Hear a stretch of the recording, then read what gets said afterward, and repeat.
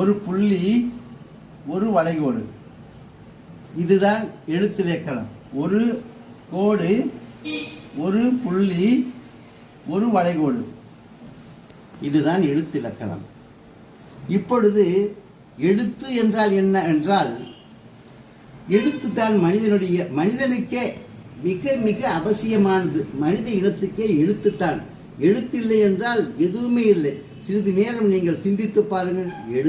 எழுத்துக்கள் மட்டும் இல்லை என்றால் எந்த ஒரு விஷயத்தை நாம் அறிந்து கொள்ளவும் முடியாது, தெரிந்து கொள்ளவும் முடியாது, புரிந்து கொள்ளவும் முடியாது.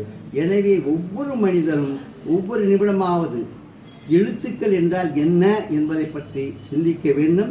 எழுத்தில்லை என்றால் எப்படியப்பா இந்த உலகம் இயங்கும் என்று சிறிது சிந்தித்து பார்த்தால் உங்களுக்கு அனைத்து விஷயங்களுமே தெரியும்.